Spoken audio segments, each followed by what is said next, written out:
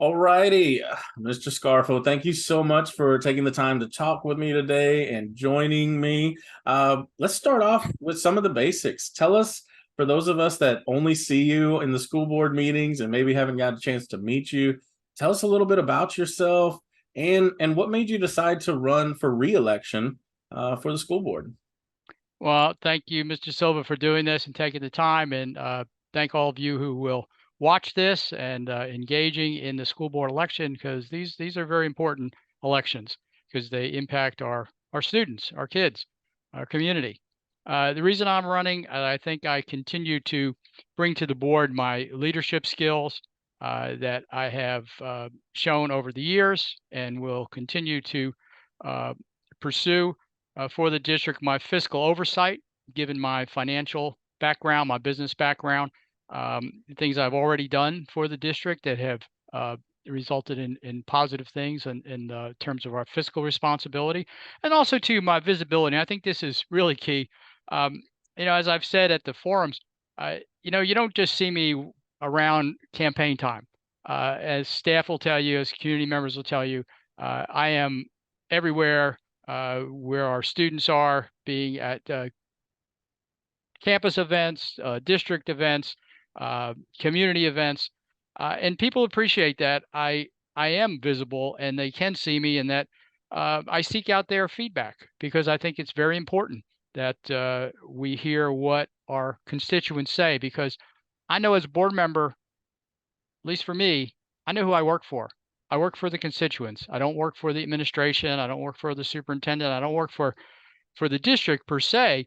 I work for all of you, and I want to be there. I want to be your voice. I want to be the advocate and continue to be that as I have been. There's, was some things that went on that I had to stand tall on and basically uh, keep my position as far as how I felt governance needed to be handled. I'm glad we finally came to a resolution after 4 months. But in any event, I just think it's important that we hear constituents. And that's why I've been very vocal about this change in the time for public comment from it was 3 minutes. Now it's 1 minute. And I've been very vocal about that changing because I think we have to listen to our constituents. We have to give them enough time to discuss the issues they feel are important and present their information. Whether we might agree or not as individuals, that's irrelevant. Um, and I've also recommended several times, and I've said this at the forums, that I believe we should also post our committee meetings because I think people would get a chance to see what the board is doing in very critical areas like finance, building and planning, advocacy, et cetera. And I think it really would build trust in the community because they'd see what the board is doing in terms of helping to manage the district and supporting the operations of the district. Basically, getting to see how the sausage is made, if you will. So I think that's very, very important. And so those are really the reasons that I want to run. I don't believe there's anyone in my race that could match my leadership skills, my proven leadership skills, my financial background, and my fiscal oversight that I have brought. I mean, I've mentioned this before. In 2013, I pushed through an initiative to refinance bonds. It was something that wasn't being done, and over the course that was back in 2013. And over the course of these many years, we've saved millions and millions of dollars in interest costs that have been able to go to the capital side for buildings as opposed to paying bondholders. So that's a good thing. Um, and then some of the other things that I've said we really need to consider because I'm concerned as chair of the finance committee, we're starting now to build a budget for this next school year, and there's so many unknowns right now. And if a voucher bill in some form is passed, we have to be ready to deal with that. We don't know what it's going to be. There's one that seems to be gathering steam, but we don't know the details yet. And until we do, we can't even advocate for what we want to see happen there. But is the state going to keep us whole? Are they going to change the funding from average daily attendance to based on enrollment, which I really hope they do. And there is one bill, and that really is gaining steam in the House because it would help us because you got to remember we have to build out our forecast based on the enrollment we believe we're going to have. So we have to staff for that, and we have to build for that. And then when you only get paid for the average daily attendance, which you don't have direct control over, I mean, that's really handled by, you'd say, the parents control that more than anything, as far as whether the student shows up at school. But you still have those sunk costs, whether they're people costs or they're building costs. So I hope that does happen. But as far as the vouchers go, that's something we're going to have to grapple with. And then there's obviously a lot of talk about bills to reduce the property tax rate. I'm all for property tax reduction, but as a district, we're also going to have to contend with that, and how our revenue stream may be very different. So we'll have to see what will happen. Um, one of the House, the one thing the legislature has to do is pass a budget. That's the only thing they have to do in that whole session. Of course, they do a lot of other things.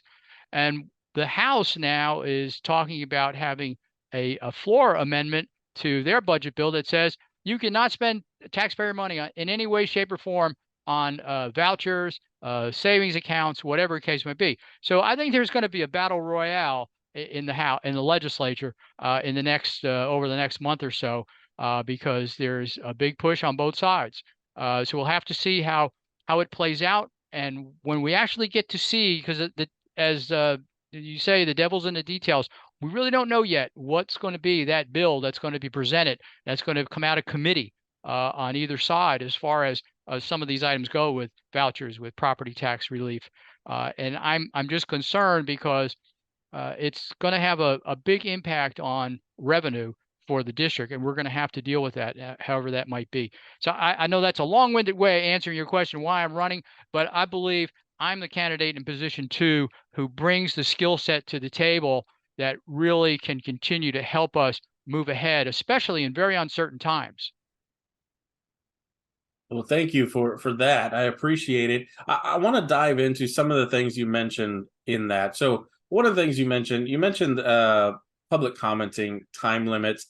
So I want to kind of broaden that to the school board's relationship with the community, so the district and the community in general. So tell me a little bit about how you feel about the culture right now when it comes to the school board's relationship with the community, and maybe the school board's relationship with the staff in the district as well. Well, I tell you, I can only speak for myself as far as a relationship with, um, whether it's staff, whether it's community members. But as I said earlier, I and I've mentioned this too in my opening remarks at forums, that I am troubled that there a great many constituents feel that they are not always listened to by the board, and that is troubling, because it's almost like an us versus them mentality, and you don't make progress when you're not on the same team. Equally, say being yoked together to move forward. That's how you do it, and I hear this in conversations I have with people across the district. And it doesn't matter their political views, how what their opinions are, what their politics are, what their viewpoints are. Many of them feel this way, and that's why they have said to me, "Hey, but we know you listen, you ask," and I do, and that's another reason why I like to visit campuses, be at district events. Um, I was at one at Summer Creek last Friday. I was asked to judge a middle school cooking competition, which was great. The culinary director at Summer Creek High School invited middle schoolers. It's part of the CTE wheel at middle school where they get an introduction into culinary arts. Um, but to see what the kids are doing and see the parents there. So being involved in events like that. I was at another one on Saturday, Battle of the Books. I helped to sponsor that, and it was great again to see our elementary students and then middle school students competed on books that they were pre-assigned, and then they were asked questions in teams, and a lot of parent involvement. And having people come up to me and say, "Hey, you're always here. You're always with our kids. You're always with us," and also from staff members saying the same kinds of things. It makes me feel really good that people recognize that and acknowledge that, hey, you're out there, you're doing your job as a trustee, and we're because we place trust in you. And again, I'm not talking about what other board members do or don't do. I'm talking about me. I'm the only one I can control. and that's a big enough job as it is. So, but that's very important, and I think it's up to the board to, not that you have to vote in harmony on every issue. I think there needs to be debate, and that's what kind of bothered me back in like it was last summer when all that started, when I got attacked, and the big issue that when it finally I pushed it to become public, where it was, well, you asked too many questions. Well, I don't think and when the truth was known, it wasn't the case of what was alleged. Uh, but people tell me, I'm glad you ask questions. I don't try to waste staff time. I don't want to do that. I know they're very they work hard, they're busy. But when I have a question, it's because I don't understand something. And that is not my full-time job. If you had questions for me at Insperity, I could answer everything for you. I wouldn't have to be asking those. But um, if I'm going to be asked to raise my hand to say yay or nay, I want to make sure I understand the issues that are involved in a particular topic. And I will put the work in to do the analysis, to do the reading, whatever it takes. But there's times when, okay, I don't understand that. And I'm the first one to say, because I think I was taught that back in high school. If you don't know the answer, ask, because probably a lot of the people who don't as well. So I don't think that's a bad thing. I think that's a good thing, and I wear that as a badge of honor. I don't want to be thought of as, oh, this guy is such a pain. He just asks superfluous questions. I don't believe I do, and that's not the feedback I get from staff, because I'll ask them too. Uh, are you okay with? Oh, no, no, it's fine. Yeah, no, it's good that you asked, because, and sometimes I'll ask questions even if I've received the answer. I'll say in a discussion with Dr. Fagan ahead of time, I'll say to her, I'd like to ask that question in public because I want other people to, I want the community to know. So, okay, that's fine. Because I think it's good information. It's not to belabor or make a meeting longer. I mean, I don't think we're really there to try to set a record of how quickly we can get out of this meeting. I think we need to have those discussions. And another thing that I've pushed for is that uh, we we need to also spend more time at meetings talking about education related issues where they deal with student outcomes. We talk about inputs and outputs all the time. Inputs being facilities, being staff, pay, things like that, and outputs being an assessment or whatever the case might be, how students are doing on STAR tests or whatever. But talking about outcomes, what we want to achieve, and not that those goals aren't in place, but we don't talk about it enough. Like, I'll give you a good example of an outcome would be to say, hey, we want all our students in terms of RELA, that every year, regardless of where they start, whether they're approaching level, at level, masters, that they will improve by at least one grade level. That's an outcome you're trying to achieve. So then you talk about, okay, what are the inputs, outputs to get you to that? But I just don't feel we spend enough time, and our mission is education. And even in some of our training that we do through TEA, they suggest that you do exactly that you spend an equal amount of time discussing outcomes as you do inputs and outputs. And I didn't mean to go off on a tangent about that, but that's really important. And I think that's the kind of time the board needs to spend in terms of their deliberation. And again, for the community to hear what's going on, because there's been a lot said at some of these forums where, the district's, been attacked about, oh, our STAR scores from 2014 or whatever it is to 2022, they dropped by, whatever, we were ahead of the state, now we're below. And that's a true statement if you look at just that data, but that is one data point, and only one data point. But I like to also point people back to, let's look at how we've done from, let's say, 2019 to 2022 on reading. I'm really encouraged that we've made improvements across the board from pre-K all the way through into high school. And I think that's a direct result of what the district did in terms of putting the literary assessments in place about 6-7 years ago, because some of those kiddos now are getting into ninth grade. So that's been an improvement. But I wasn't happy to see what's happened in that same time period with our math scores. And it was discussed at the February meeting when they did the annual performance review. And the district acknowledged that, which I was glad that they did. And they said, well, we're working on a math assessment that would kind of mirror what the literary assessment has done. And I think that's good, but it takes time.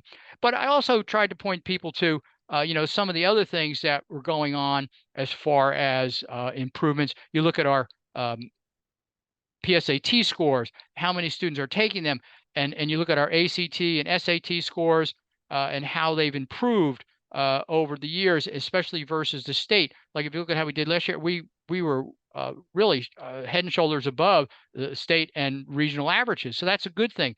Those are indications. I mean, I go to things. I went to a robotics competition a few weeks back. There were 550 elementary kids there from 27 campuses, and they have to build out of Legos a model, a robot that works by computer control. They have to program it. They have to achieve certain uh, jobs in the competition. And to tell me those kids aren't learning, I'd say, well, they absolutely are. And that's not something that's easily measurable on a STAR test, but I see it. Because I attend, I look at what we're doing, and I feel good about a lot of those things. I want us to score high on all assessments, whether it's STAR, whether it's the national exams. And I was really happy that this past year, for the first time, we had four of the traditional high schools that actually had merit scholars. That's a great thing. I'd like to see more and more kids at those schools, but it's it's going in the right direction. So while I will be the first to acknowledge, yes, I'm not happy that the scores aren't higher across the board from over that 8-year period. I'm look at, okay, how are we doing since this pandemic did cause learning loss? Not an excuse, but it's a reality. So, but I think we're making improvements there. Um, so hopefully that answers your question about that. And just stop me, because sometimes I get passionate about some of these, and I just want to go on and on.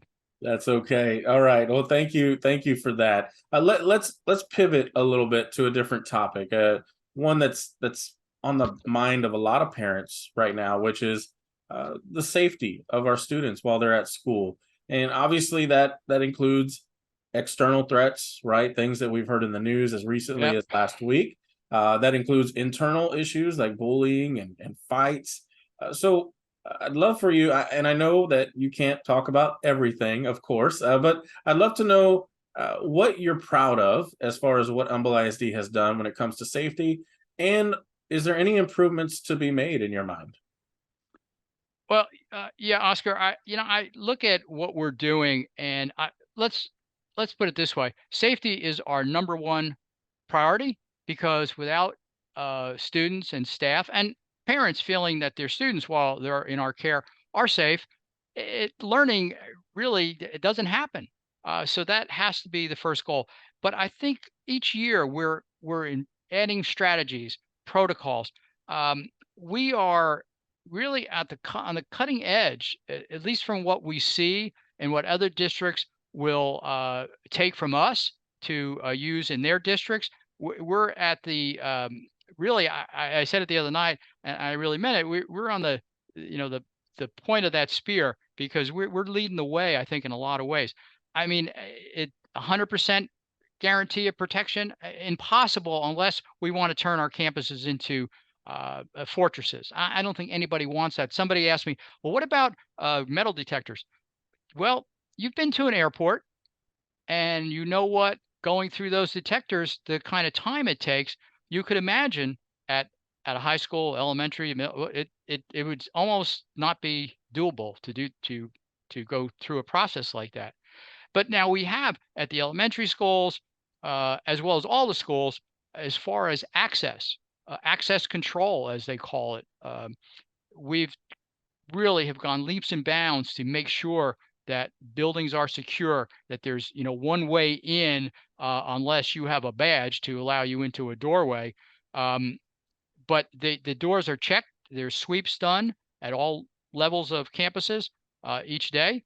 The TEA comes in and does audits unannounced. They try to find their way into a building, and we've hired a firm, an additional firm, to do that as well. So we got two groups auditing our access, our external access, which is a good thing. And so far, we've had great results as far as what's been found, or say not found, which is a good thing.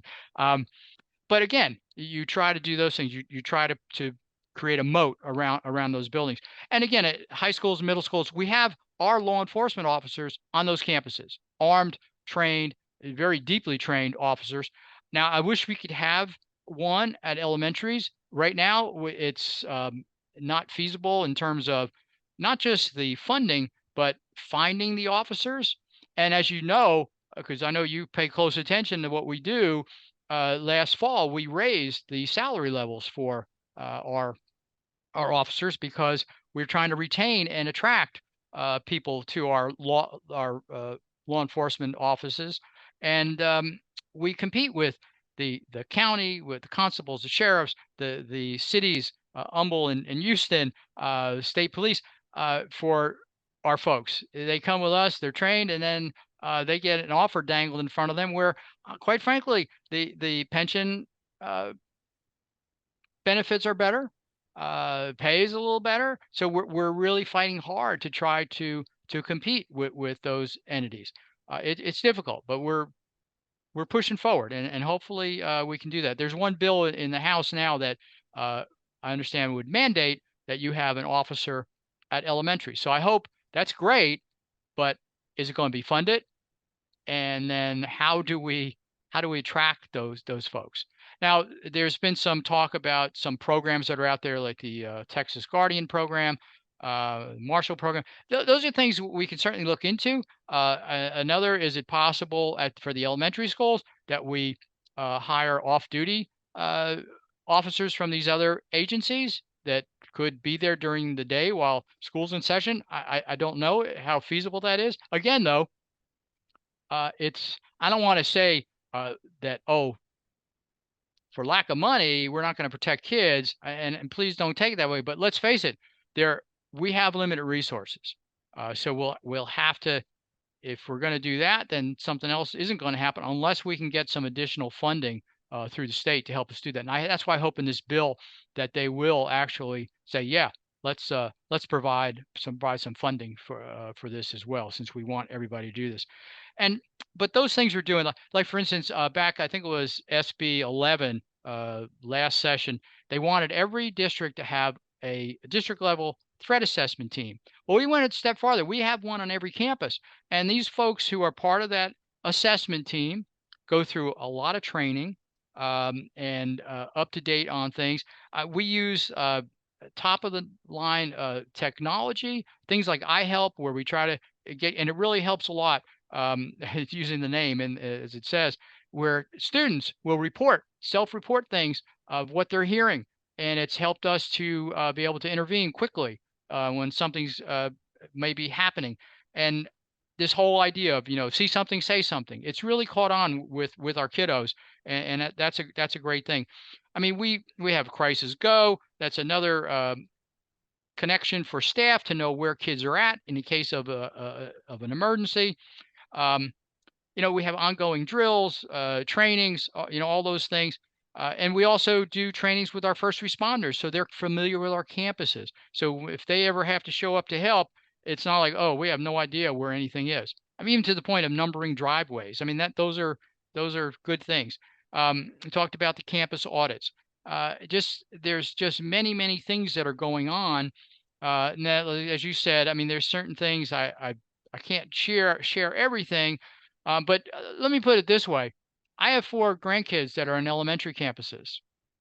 So if I had a giant concern that, oh my gosh, I don't think they're safe at all, well, I, you'd be hearing a much different tone from me. But I believe we are doing all we can do at the moment, and it's not like we ever stop. It's always progressing. It's never ending, because you're always looking for new ways to address things. You're always trying to learn from tragedies that happen, that how that wouldn't happen here. How do we prevent something where police show up and nobody takes command? Well, we've done that. We've done the drill, so we know there's going to be a command that's in place.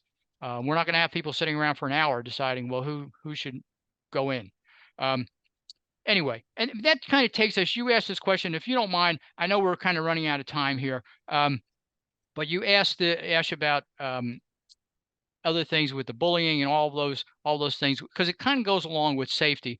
And we have a zero tolerance for those types of violent acts that happen between students, between a student and a staff member, and they're dealt with quickly and very punitively as well they should. But this really does bring up the issue, and it's really come to light, and I've seen it more since we've come back from the pandemic. And this is not news to anybody. You read about it nationally as well as in the state. Is the mental health issues that our students are facing at various levels. So we've done a lot of things where we have our counselors, our campus counselors.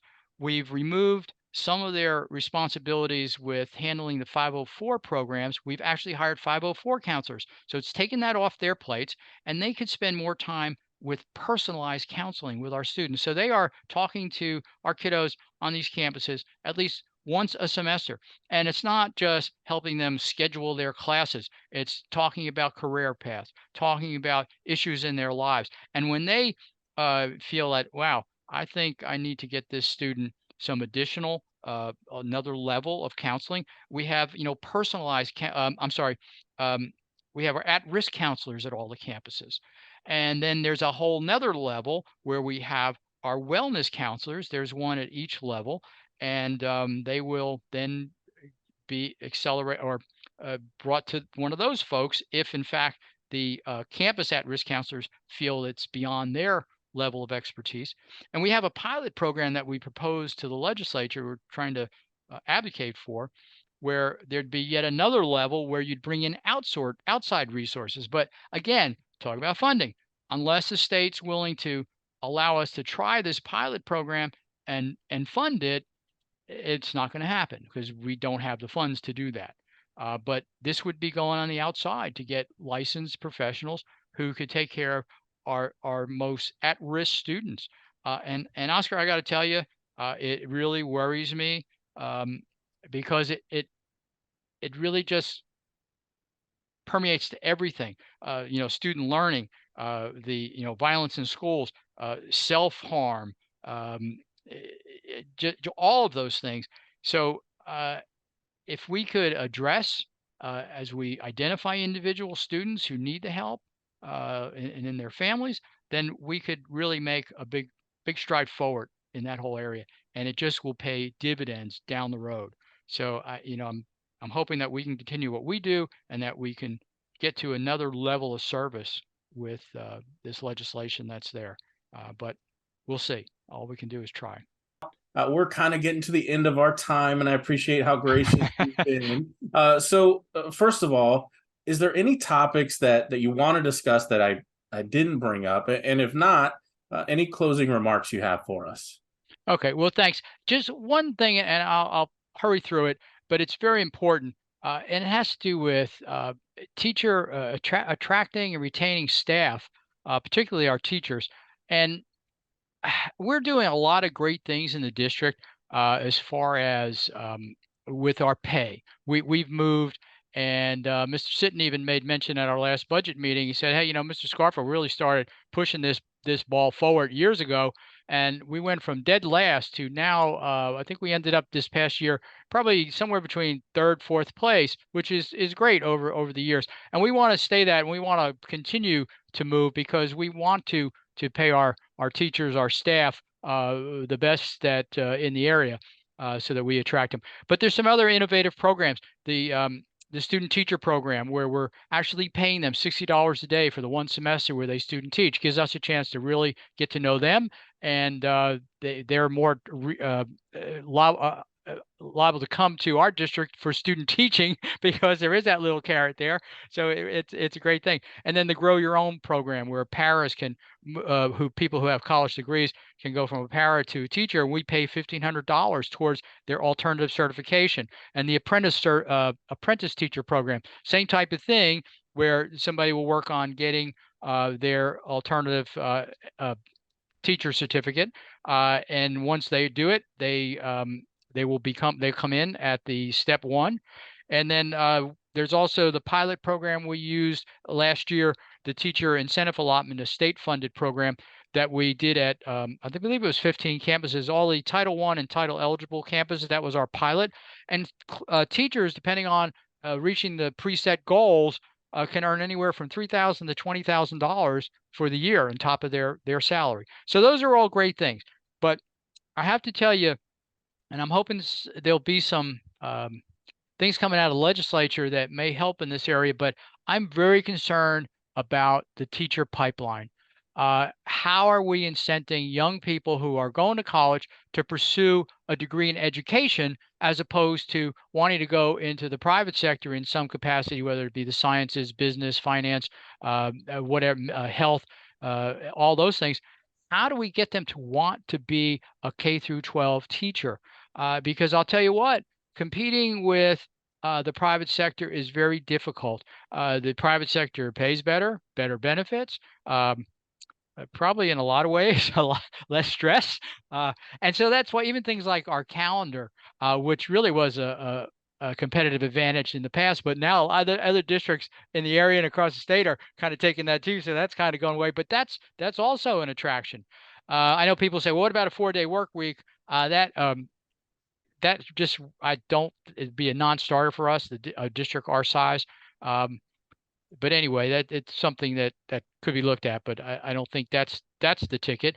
But we got to find ways, and I don't know if it's a question of do you provide some sort of education funding to people who want to pursue education, and if they really pay off some of their loans if they come and work for a set number of years in a school district, and it maybe even more if they're willing to go to a district, a campus that has a much higher percentage of economic disadvantaged kids or kids at risk, because that's really changed a lot for us over the years. The years I've witnessed, it's grown quite a bit.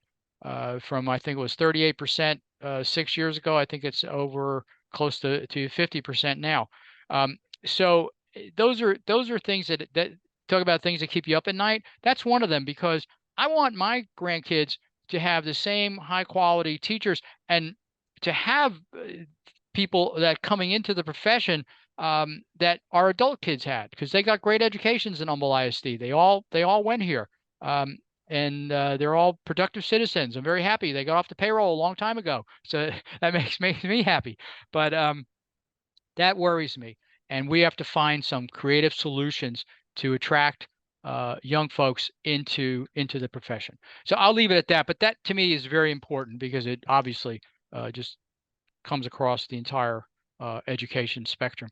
And I'll just close. You said you want me to just finish up by letting people know we talked about why I'm doing this, and all I can say to those who care to watch these interviews or any of the other forums, if you want someone who is an independent thinker, someone who will put the time in to do the analysis, someone who will ask the hard questions, regardless, even if it may mean some blowback to them personally, someone who will rock the boat when it needs to be rocked. And that does need to happen, because I believe healthy debate gets you to the best solution.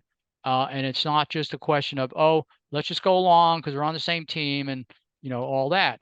I think it's important that you have someone who's willing, and you have board members who are willing to do that. It's quite important. Look, I know how important education is, what it's done for me.